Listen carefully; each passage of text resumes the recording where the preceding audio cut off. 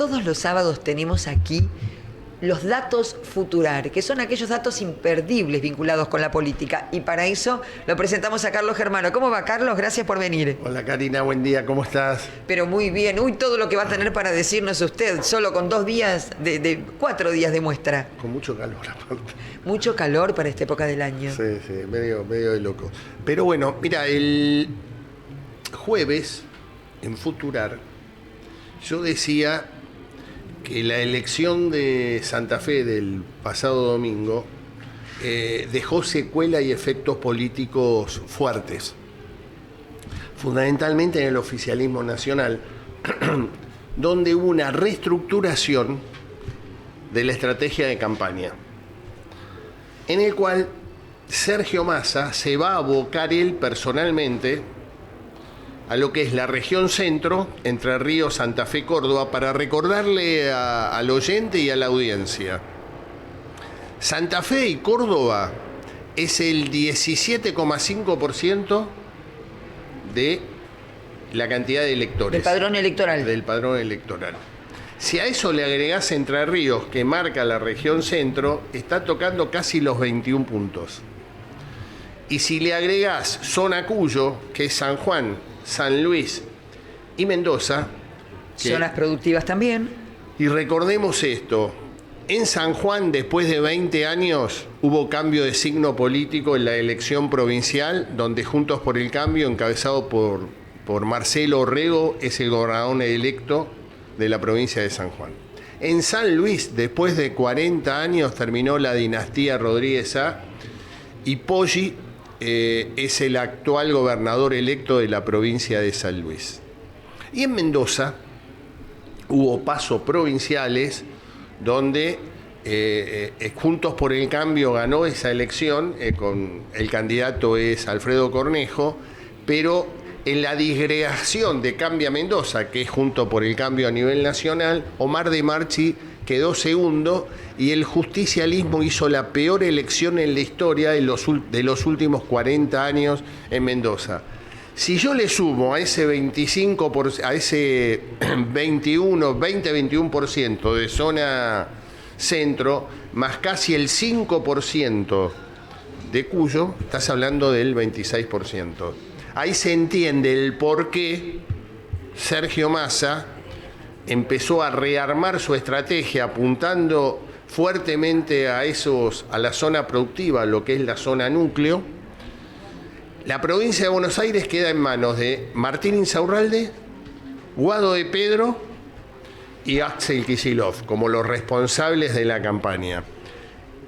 Y el NEA y el NOA, ahí tenés 3 figuras emblemáticas del norte argentino. Uno es el gobernador de Santiago del Estero, Gerardo Morales, el otro es el gobernador de Tucumán, Juan Mansur, y el otro es el líder histórico en Misiones, que es el ex gobernador Carlos Rovira. Ellos serían los responsables de acumular toda la estrategia hacia Unión por la Patria. ¿Por qué marqué esto? Y yo creo que marqué esto por lo que vamos a ver el lunes y lo que vinimos viendo en estos días. Indudablemente al secretario de Agricultura bien no le fue en el día de ayer, en el cual estuvo, donde estaban los referentes económicos de los distintos candidatos a presidente de la República, y indudablemente no le fue bien, digo, porque tampoco se permitió, no pudo explayarse o no quiso explayarse con respecto a qué es lo que piensan y qué van a hacer hacia el futuro. O sea, que esto obviamente generó muchísimas rispideces con el público, que estaba ávido de decir, bueno, ¿qué van a hacer? ¿Va a haber soja 4? ¿No va a haber soja 4? ¿Va a haber otro tipo de incentivos? Todo eso no pasó. Y que entonces uno se empezó a preguntar si tenía sentido haber venido acá. Y esto es importante porque dentro de los grupos de productores hay diferencias importantes. Ya lo venimos viendo y lo hemos hablado muchas veces esto.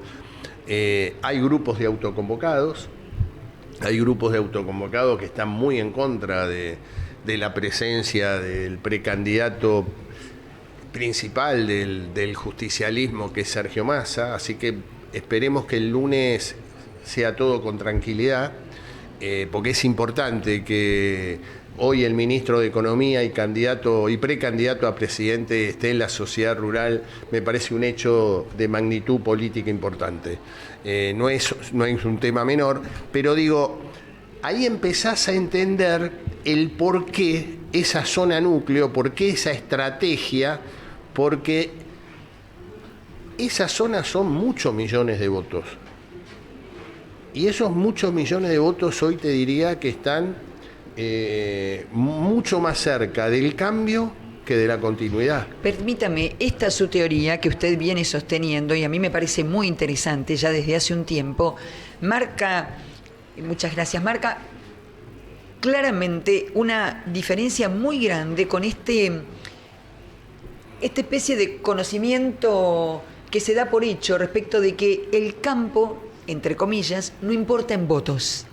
Es decir, el sector agropecuario aporta dólares, pero no aporta votos. Lo que usted nos está explicando desde hace un tiempo y con sustento, con datos, es que el sector agropecuario no es solamente el productor con sus hectáreas, las que trabaja o las que no, sino que es todo aquel habitante de zonas productivas que tiene un vínculo directo con lo que se hace en el campo, que si al campo le va mal, como se dice habitualmente, reducen las ventas de los supermercados, los arreglos de coches, de camiones, las ventas de neumáticos, y que eso se puede trasladar a los votos. Totalmente, eso no tenga ninguna duda. Y a esa zona que yo te estoy diciendo, más del 25%, creo que hay que anexarle el interior de la provincia de Buenos Aires. Cuando la provincia de Buenos Aires está dividida en 8 secciones electorales, la segunda, la cuarta, la quinta, la sexta y la séptima, la primera y tercera son conurbano, la octava es La Plata, pero en esas, la segunda, la cuarta, la quinta, la sexta y la séptima, yo te diría que hay una afinidad muy clara a lo que vimos en zona centro y en zona Cuyo, donde también el cambio está mucho más instalado. Por eso el cambio de rumbo y por qué Sergio Massa apunta directamente a ese núcleo productivo, porque lo que está viendo es que está cada vez más alejado. ¿Pero por qué? Porque tampoco hay, te diría, previsibilidades y certezas de lo que viene. Y aparte creo que lo peor que está pasando en este momento es ser ministro de Economía y es ser precandidato a presidente. Creo que ayer lo vivimos con el secretario de Agricultura. El secretario de Agricultura vino a no hablar. ¿Por qué? Y porque tiene que cuidarse mucho, porque a su vez están gestionando la economía, que hoy es uno de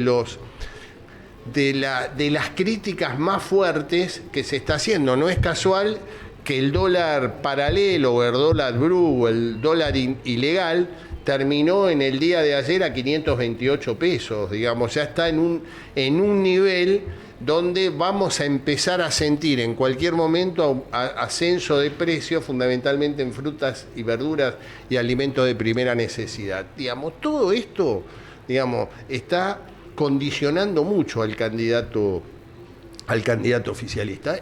Por su lado, Juntos por el Cambio va por otro carril. Las diferencias, te diría, creo que se van a saldar en el momento de que salga un liderazgo.